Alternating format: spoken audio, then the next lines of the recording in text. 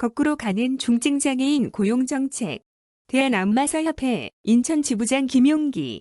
지난 4월 24일 고용노동부는 장애인 일자리 사업에서 고용장려금 지급을 제한하는 내용을 신설하는 장애인 고용촉진 및 직업재활법 시행령 개정안을 입법 예고했다.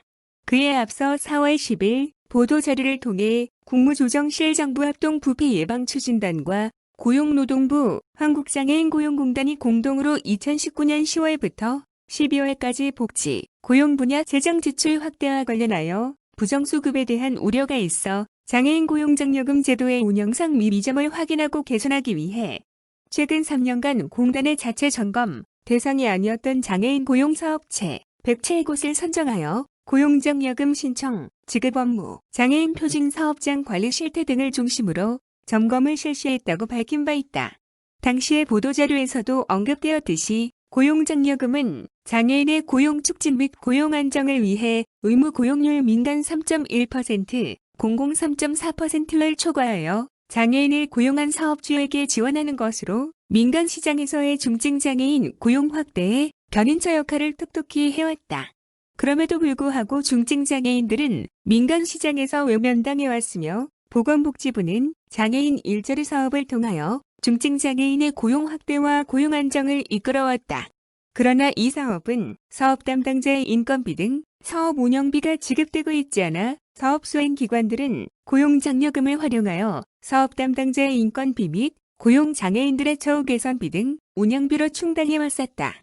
그런데 이러한 사업의 특성이나 내용을 무시한 채 단순히 중복 지원이라는 이유로 사업 운영비 마련 없이 고용장려금 지급을 제한하겠다는 것은 민간 시장에서 외면받고 있는 중증장애인을 공공영역에서조차 몰아내는 결과로 이어지게 될 것이다. 이는 공공영역에서 중증장애인의 고용을 책임지겠다는 본래의 취지를 훼손한 행위이다. 더군다나 총선 직전의 합동점검 결과를 발표하여 대중의 관심 밖으로 밀어내고 보름 만에 시행령 개정안을 입법 예고하는 정부의 밀어붙이기식 정책은 40억 원을 아끼기 위해 중증장애인의 일자리나 사업 수행 기관들의 과도한 부담은 안중에도 없다는 것을 반증하고 있는 것이다.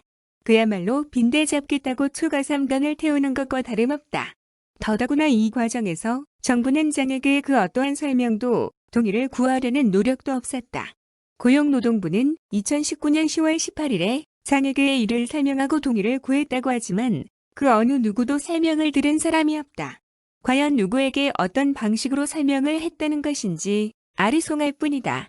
2019년 장애인 고용촉진 및 직업재활법 개정 당시에 국가나 지자체의 보조를 받는 경우에 고용장려금 지급을 제한하는 것이 아니냐는 장에게의 우려에 대하여 그러한 일은 없을 것이다. 라고 했지만 1년이 채 안 되어 손바닥 뒤집듯이 밀실에서 뒤집어버렸다. 1년도 안 되어 뒤집어지는 정부의 정책을 어떻게 신뢰할 수 있겠는가? 현 정부는 취임 초기부터 일자리 창출을 외쳐왔으며 대통령은 직무실에 현황판을 설치하여 매일매일 체크한 것으로 알려져 있다. 현 정부의 일자리 창출의 중증장애인은 이제 필요치 않다는 것인지 의문스럽지 않을 수 없다. 역대 최대로 많은 장애인 국회의원을 탄생시킨 21대 국회가 개원되었다. 얼마 전 미국 거주 한 시각장애 학생이 명문대인 하버드대와 프린스턴대에 동시 합격했다는 소식을 들은 바 있다. 그 이전에는 시청각장애인이 대통령의 보좌관으로 임명되어 활동했다는 것을 우리는 알고 있다. 이러한 쾌거들이 먼 나라 일이 아니라 우리의 주변에서도 일어나야 한다. 이제 우리나라도 사회문화적 차별 속에서 연명해온 중증장애인들의 삶의 질이 향상될 수 있는 참다운 정책들이 수립되기를 바란다.